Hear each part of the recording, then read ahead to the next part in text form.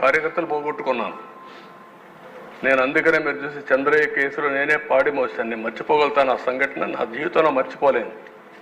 ఎందుకు అతను చేసినటువంటి త్యాగం అది. అలాంటి వాళ్ళందరూ ఉన్నారు, వాళ్ళు మన ముందర కనపడిస్తూ ఉంటారు. కానీ మనకు ఒక బాధ్యత కూడా ఉంది. ప్రజలు మనకిచ్చింది కక్ష తీర్చుకోమని అధికారం ఇవ్వలేదు, తప్పులు చేసిన వాళ్ళని క్షమించమని కూడా ఇవ్వలేదు. అది కూడా అసమర్థం అవుతుంది. ఆ విషయం కూడా మీరు గుర్తుపెట్టుకోవాలి. తప్పు చేసిన వాళ్ళని శిక్షించాలి, అదే సమయంలో కక్ష తీర్చుకోవాలి, పొలిటికల్ విక్టిమైజ్ చేయాలి అనేది పెట్టుకుంటే మాత్రం దాన్ని ఏమాత్రం కూడా కరెక్ట్ కాదు. మనం అధికారం ఇచ్చింది చట్టాన్ని గౌరవించడానికి, రాష్ట్ర ప్రజలకు మెరుగు చేయడానికి ఇచ్చారు. ఈ ప్రాసెస్లో కొంతమంది సఫర్ అయ్యాం, కొంతమంది ఎక్కువ సఫర్ అయ్యారు, కొంతమంది తక్కువ సఫర్ అయ్యారు.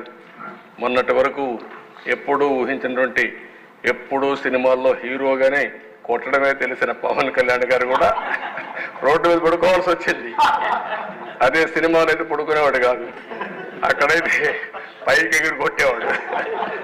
కాబట్టి ఇవన్నీ ఉన్నాయి, కానీ డెఫినెట్గా కంట్రోల్ చేద్దాం. సెకండ్ థాట్ లేదు. ఇది అయిన తర్వాత మళ్ళీ మనం మాట్లాడుకుందాం. కమిషన్ కూడా నేను ఆలోచిస్తాను, ఏ విధంగా వేయాలి అనేది కూడా ఆలోచించుకొని నేను అన్ని స్టడీ చేసుకొని అవసరమైతే క్యాబినెట్లో అయితే మాట్లాడి యాక్షన్ తీసుకుంటాం.